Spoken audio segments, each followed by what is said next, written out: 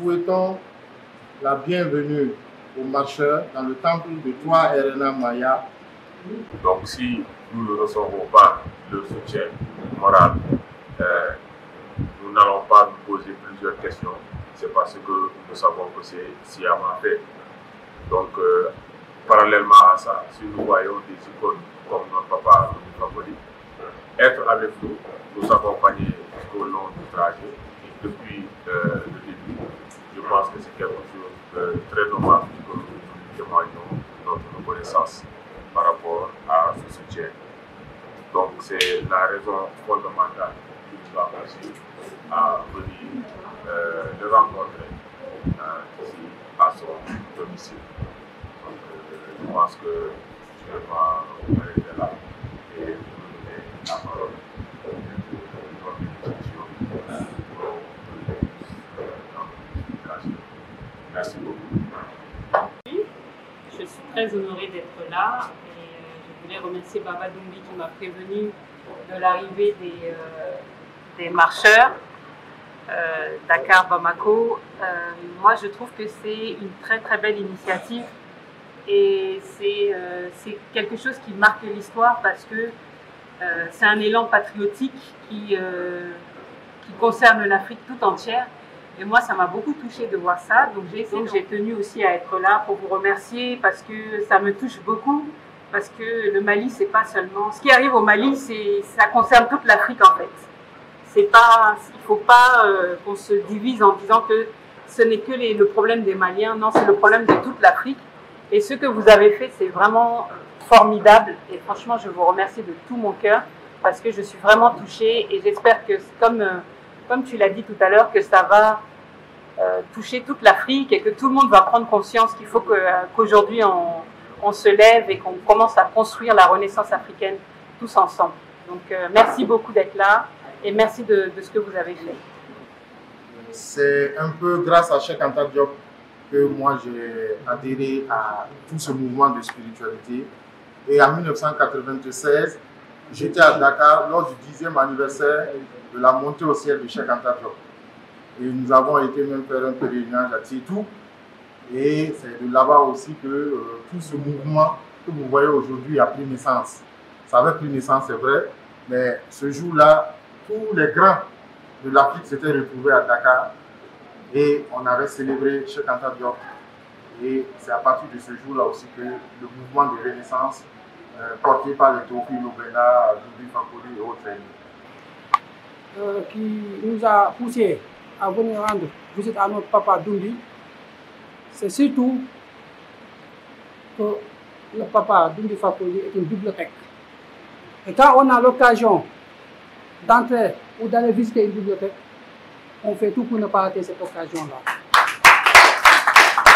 Parce que le combat que nous menons, c'est un combat qui demande beaucoup de connaissances. Il faut être d'abord mentalement prêt avant de s'engager dans cette mission-là. Et par rapport à ça, notre papa Doumbie, effectivement, par rapport à ses orientations, par rapport à ses idées, par rapport à la pertinence et à sa réflexion, qui est très profonde, qui nous permet d'être fiers et de comprendre notre histoire, mais aussi sur le plan spirituel, qui nous permet d'être prêts mentalement, nous avons dit effectivement qu'il faut venir rendre visite à notre papa Doumbie Fapoli. Respect à vous, grand maître. Cette dynamique, c'est une dynamique collective et globale. Nous nous battons sur tous les plans, sur le plan économique, sur le plan politique, sur le plan social, sur le plan scientifique et sur le plan spirituel. Nous nous battons sur tous les plans. Maintenant, nous sommes des acteurs par rapport à des milliers ou même à des millions ou milliards d'acteurs. Nous n'avons pas la prétention d'être les seuls à pouvoir régler les problèmes de l'Afrique. Mais nous avons un rôle, c'est de contribuer à ce que les problématiques africaines soient prises en compte. Donc c'est pourquoi nous avons décidé de marcher 1360 km pour montrer que d'abord, par la volonté, par la patience, par l'endurance, que c'était possible. Et je pense qu'aujourd'hui, toute la jeunesse africaine est consciente qu'il y a une capacité à agir que nous pouvons mettre en place. Ça, c'était le premier élément. Le deuxième élément, c'est qu'aujourd'hui, sur le plan géopolitique, le Mali est le poumon de l'Afrique. Et c'est pourquoi nous avons décidé de constituer un bouclier autour du Mali. Maintenant, nous avons transmis le flambeau du panafricanisme aux autorités maliennes. Et aujourd'hui, c'est aux autorités maliennes de préserver ce flambeau-là. Parce que quand la CEDEAO a décidé de sanctionner le Mali, nous, en tant qu'acteurs, nous avons compris que cette sanction contre le Mali était en réalité une sanction contre le peuple africain du Mali, mais contre le peuple africain de façon globale. Et nous avons décidé de former un bouclier autour du Mali. Et aujourd'hui, le flambeau du panafricanisme a été transmis, n'est-ce pas, à tout le peuple africain du Mali. Donc ça, c'est notre démarche. Maintenant, ça, ce n'est qu'une petite étape du processus. Comme je l'ai dit tantôt, sur le plan de la spiritualité, il y a beaucoup d'organisations qui sont en train de faire le travail.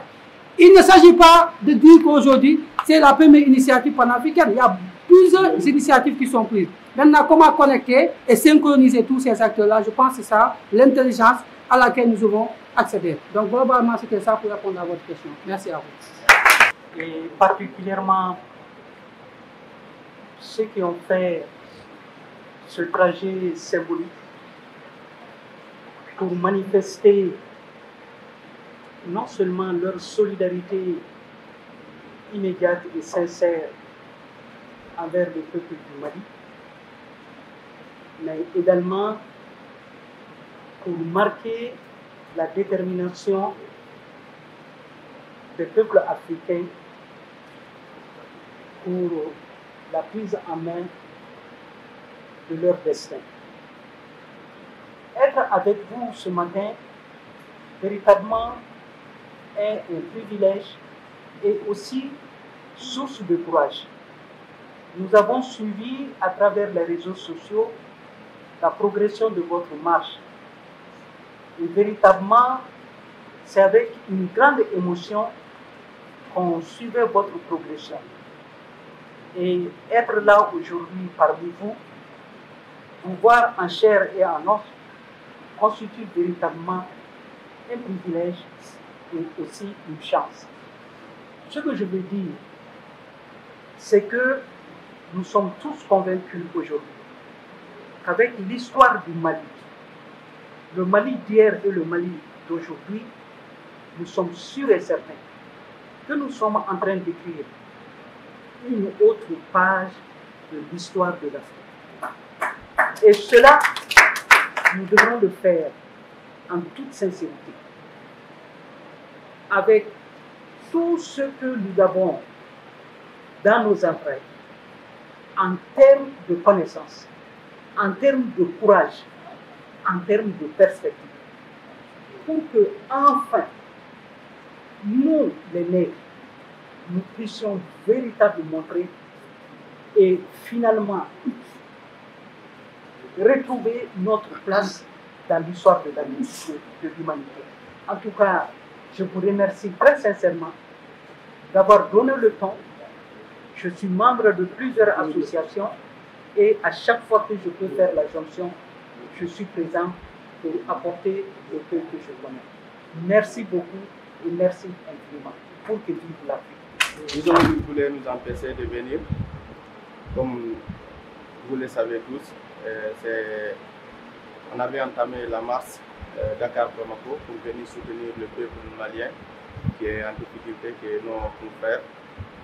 Donc, on est venu, on est quitté Dakar le 16, on est venu jusqu'à Kidira. Donc, c'est là les autorités ont voulu nous empêcher d'accéder sur le sol malien. Mais comme vous le savez, rien, nul ne peut empêcher un peuple, une jeunesse consciente de traverser et d'aller jusqu'au bout de ses déterminations. Donc voilà pourquoi ils ont tout fait, ils ont voulu nous empêcher de venir ici au Mali.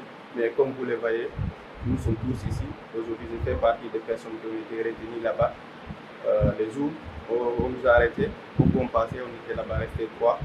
On est resté là-bas 2 jours.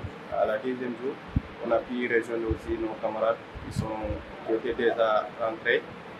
On les a rejoints et puis on a continué la marche jusqu'à ici aujourd'hui et on est tous là. Et comme je l'ai dit une fois encore de plus, il vaut mieux qu'ils arrêtent de se fatiguer. Qu'ils arrêtent de se fatiguer. La jeunesse africaine se réveille. Elle se réveille petit à petit. Donc rien ne peut l'empêcher et rien du tout ne peut l'empêcher. Il arrête de se fatiguer. Comme je l'ai dit souvent, quiconque ose se mettre sur le chemin de la jeunesse consciente africaine pour la libération totale de l'Afrique, on va l'écraser sans hésiter. Donc je vous remercie. Merci beaucoup. Nous voulons juste que tout un chacun d'entre nous, en particulier les jeunes, soient conscients de la réalité des combats qui se jouent dans l'ombre et un peu dans la lumière, et que nous puissions réellement nous souder pour avancer. Et comme vous savez si bien le dire, nous ne pouvons avancer qu'en étant dans notre paradigme qui est propre. Donc, ce serait bien, s'il faut le dire ainsi, que nous puissions chacun à son niveau essayer pour participer à réveiller les uns et les autres pour comprendre que si nous ne voyons pas les choses selon notre réalité, on aura beau faire tout ceci, quelque part nous serons bloqués parce que nous ferons les choses nous concernant avec le regard et la manière des autres.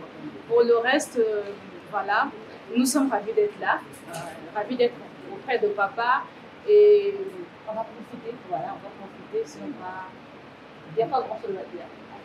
Moi, je m'appelle Tingefoué, mais maintenant on ajoute Assimi Poutine. Voilà. Assimi Poutine. Donc, je suis militant panafricaniste, afro-centré, traditionnaliste du côté de la Côte d'Ivoire. Par rapport à cette initiative, j'ai quitté Abidjan pour rejoindre les frères en cours de route et nous sommes rencontrés ici.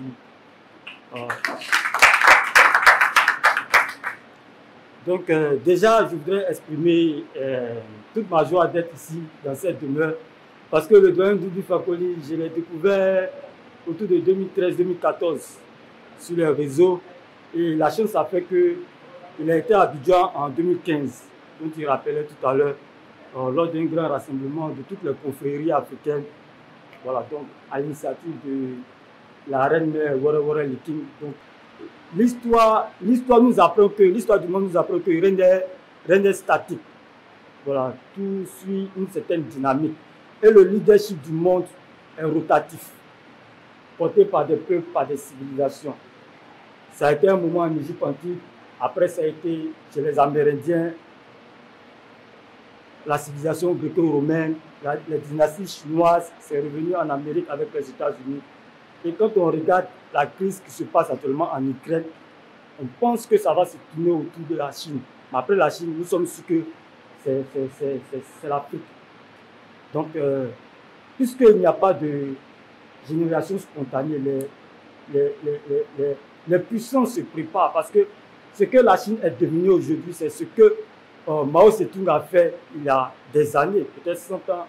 Donc, nous sommes une génération qui sommes en train de préparer le leadership de l'Afrique. Nous pensons que d'ici à 50 ans, l'Afrique sera une puissance déterminante qui aura son mot à dire dans le Conseil des Nations, qui sera une plaque incontournable.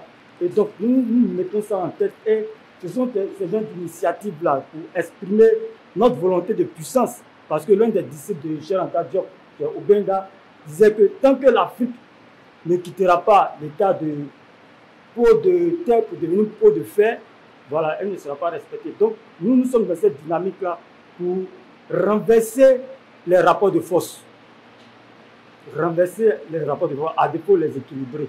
Donc, l'Afrique a ce mot à dire. Et donc, ça passe par l'autodétermination, la souveraineté africaine. Et c'est ce que le Mali est en train d'exprimer. Et c'est pourquoi nous, peuples africains qui sommes autour du Mali, avons le devoir de soutenir le Mali. Parce que l'expérience de la Côte d'Ivoire, nous qui avons vécu une crise, on a vu avec le président Gbagbo, à son temps, il a été isolé avec les sanctions, les récessions.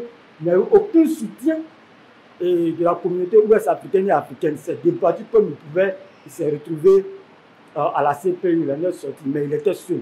Nous ne voulons pas que cela se répète. Donc la jeunesse africaine est en droit, et c'est ce qu'elle est en train de faire, exprimer cette solidarité-là auprès du peuple malien, pour qu'ensemble, cette affaire malienne-là soit une affaire sous-régionale et africaine, pour que nous soyons vainqueurs. C'est pourquoi nous sommes là, nous avons tenu à venir accompagner les frères. Après cette marche, évidemment, serez reçu demain peut-être officiellement. Mais moi, je suggérerais que, en tout cas, je ne connais pas votre programme ni votre agenda, avant votre retour, que vraiment, si on peut se retrouver et discuter, voir concrètement quelles sont les dispositions précises à prendre pour que ce mouvement se renforce et s'amplifie autour de tous les pays autour du Mali, tous les pays de l'Afrique de l'Ouest, et qu'on voit quelle stratégie nous pouvons réellement utiliser pour conscientiser davantage les autres jeunes des autres pays. C'était une suggestion. En fait, j'aimerais vous demander s'il n'y a pas assez de nécessité de faire une différence entre les anciens et les stations. En fait, est-ce que, en fait, Horus, CEP et ISIS ne sont pas des stations? Parce que nous avons vu dans notre histoire que des gens ont déjà incarné cette station. Sundiata a incarné la station. Même dans le cadre de l'empire de l'empire sérieux, M. Walidon, quand il a pris le pouvoir, il a déclaré Anna Fama Famak. Il a déclaré qu'il est une réincarnation de Sundiata Keita. Est-ce que vous ne pensez pas qu'il y a une différence entre les ancêtres et c'est en fait Horus et Isis qui semblent être des stations? Parce que la station présidentielle peut être occupée par plusieurs personnes.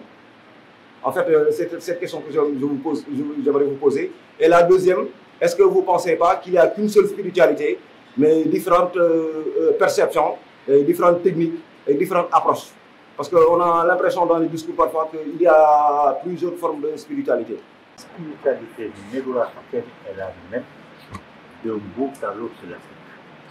Ce sont des manifestations qui sont seulement un peu diversifiées.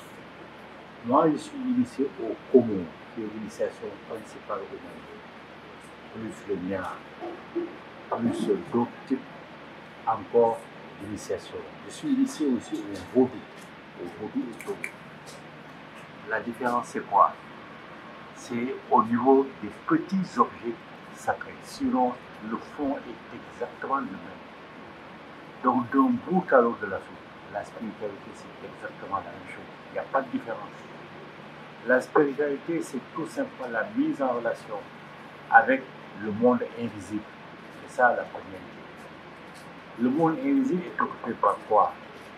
Le monde invisible est occupé en premier lieu par nos ancêtres. Ce sont nos ancêtres qui nous font découvrir la divinité, qui nous font découvrir Dieu.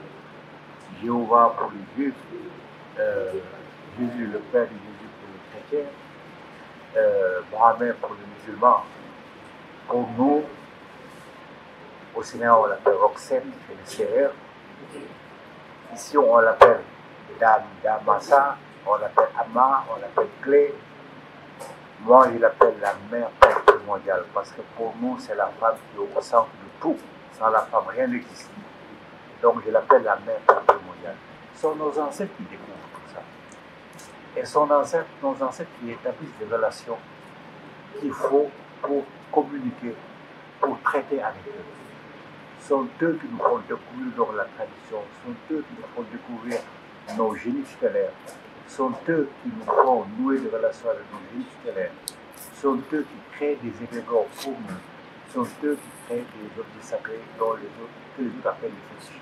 Mais nous, on assume qu'on est féticheurs, tout ce qu'on veut. Si les gens veulent, ça ne nous dérange pas. Nous, on va beaucoup plus loin. Dieu, on le laisse en paix. On n'a pas besoin de s'adresser. En tout cas, nous, surtout le peuple africain, nous sommes le premier peuple créé au monde. Il nous a tout donné, toutes ses connaissances.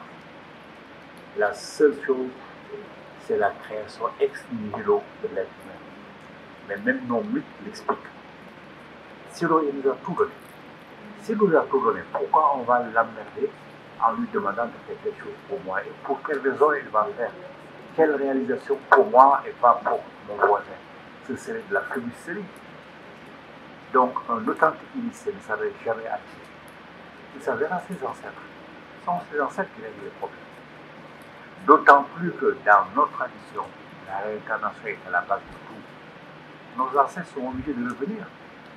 Mais ils ont donc intérêt à nous aider à préparer de bonnes structures de cueil. C'est une obligation pour eux de nous aider. Voilà pourquoi on s'adresse à eux d'abord. Ensuite, aux Géniférés, si on les connaît. Aux égrégores, si on les connaît. Aux objets sacrés, si on les connaît. Mais on peut s'adresser aux ancêtres. Ils sont là pour ça. Ils sont obligés de nous aider pour que nous puissions leur préparer de bonnes structures d'accueil. Ils sont écrits en forme d'image ou de mythe, quoi, pour permettre d'avoir une compréhension multiple. Celui du bas niveau comme du haut niveau pour comprendre le texte.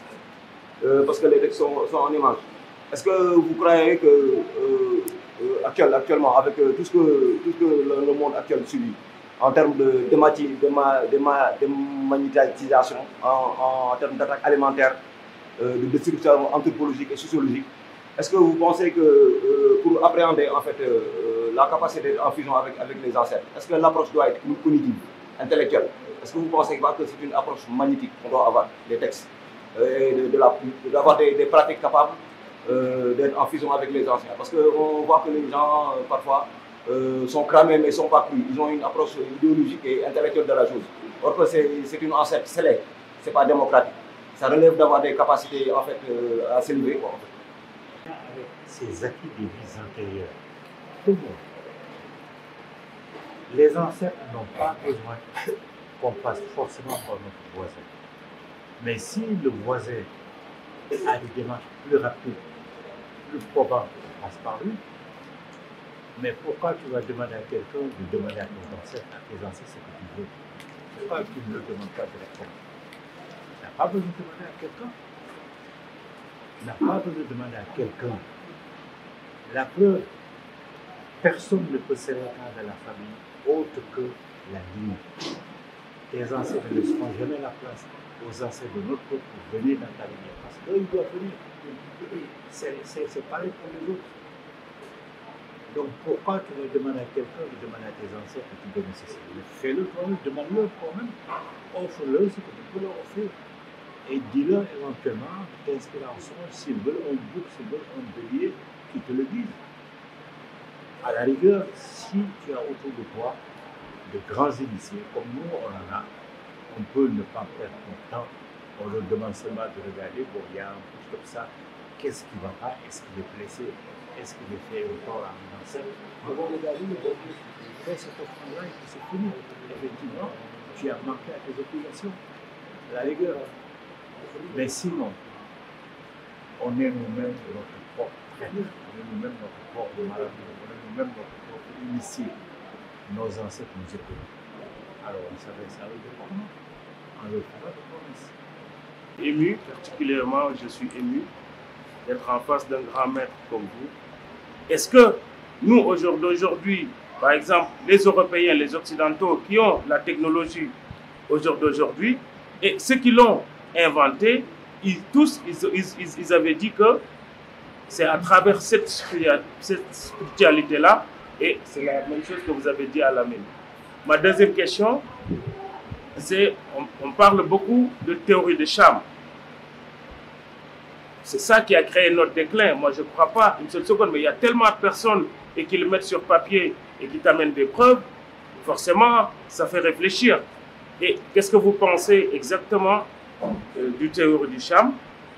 Et la dernière question, c'est que si, comment on peut faire, nous, Africains, aujourd'hui, pour reprendre notre place d'avant? Parce que, est-ce que je vais faire rentrer un truc, parce que comme notre mode de fonctionnement, tout se passe par l'initiation. Et je pense que personnellement, ça n'engage que moi, je pense que c'est ça qui nous a mis un peu, voilà, c'est ça qui nous a pas réussi.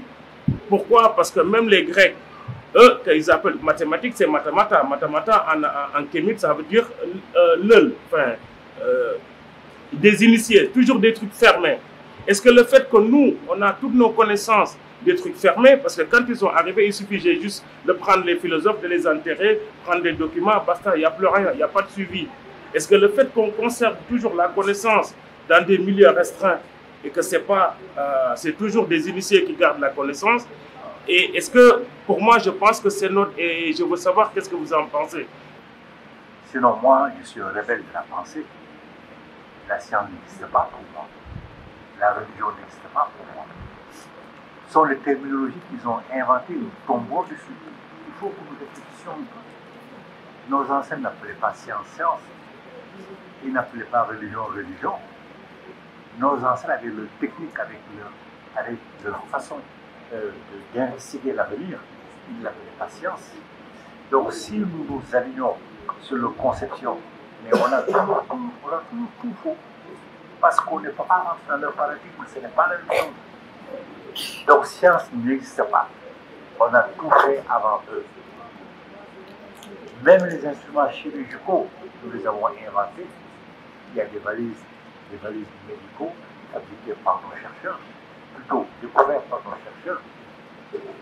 Les maths, c'est nous qui les avons inventées. Pythagore et Thalès, ils ont volé les maths chez nous. La première écriture, c'est nous qui l'avons inventée. La première écriture, il n'était même pas encore, il n'y avait même pas encore les yeux ouverts sur la civilisation. C'est nous qui avons inventé tout ça. Donc il faut nous l'apprendre. C'est ce qu'il faut éviter, c'est tomber dans le piège de leur paradigme. On ne peut pas s'en sortir.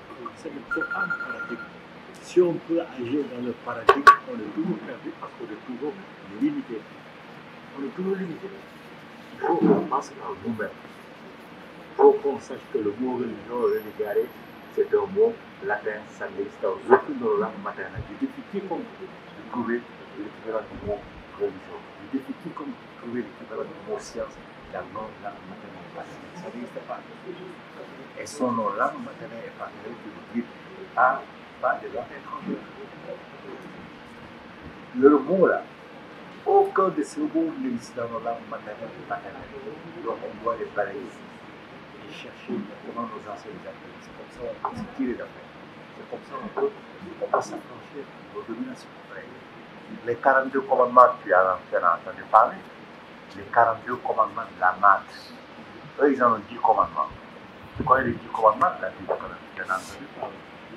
Nous, nos ancêtres, ont créé 42 commandements de la maths. 42. Comment il faut se comporter dans la vie pour mériter un jour la fusion éternelle avec la mère mondiale. C'est-à-dire la fin de la réincarnation, c'est-à-dire le paradis. Donc le respect de ces 42 commandements-là nous a conduit malheureusement là où nous sommes.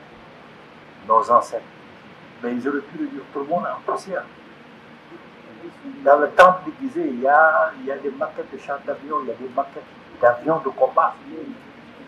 Ils n'avaient même pas ouvert les yeux sur la civilisation, mais nos anciens ont tout arrêté de chercher. Parce que c'était interdit de détruire la vie. Et parce qu'il est interdit de détruire la vie, on ne peut pas donner la connaissance à n'importe qui. Voilà pourquoi l'initiation était un passage obligatoire. Quand on veut accueillir cette reconnaissance, on peut initier, se limiter à la périphérie, mais quand on va accueillir certaines connaissances, des invocations, des incantations qui détruisent, ça on ne peut pas. Il faut être initié pour les apprendre. On a commis des erreurs. Enfin, pour moi, ce ne sont pas des erreurs, nos ancêtres sont comportés comme ils devaient le faire. On ne peut pas donner la connaissance à n'importe qui pour qu'il en fasse n'importe quoi. Malheureusement, ça nous a mis en retard. Mais nous avons retenu la leçon maintenant. Maintenant, nous n'allons pas faire ça. Maintenant, nous, les initiations sont ouvertes à tout le monde. Tous les ans, les gens viennent d'Afrique, de partout en Europe, ils se font initier chez nous. Les femmes comme les hommes. On ouvre l'initiation à tout le monde. Parce qu'on a compris la leçon, ce qui nous est arrivé avant, ne nous arrivera jamais. Et j'en termine pour vous parler de la précession des équinoxes. Prenez le calendrier de gauche à droite, vous avez les airs, bélier, taureau, etc. Vous allez de gauche à droite. Non, vous avez les signes du zodiaque. De droite à gauche, les signes du zodiaque. Bélier, taureau, lion, tout ce que vous voulez. Mais de gauche à droite, les signes des airs. Les signes des airs. Air du poisson, air du bélier, etc., etc. Et chaque signe là, chaque air dure 2100 océans d'années. On est sorti de l'ère du poisson. qui était l'ère des babouilles, l'ère des grands crimes, tout. On est rentré dans l'ère du Verseau. Et le Verseau correspond chez nous à l'ère de Haki. À l'ère de Haki. Voilà, à l'ère de Haki. Et tu tues une droite, tu tombes sur l'ère de la lionne, l'ère de Sekhmet. Donc plus jamais rien ne sera la même chose. Et on constate les changements. Ils ont perdu la tête. La domination de l'Europe est finie. C'est nous qui allons reprendre la place que nous avions dans le passé. Et nous n'allons plus la perdre. Maintenant, c'est fini.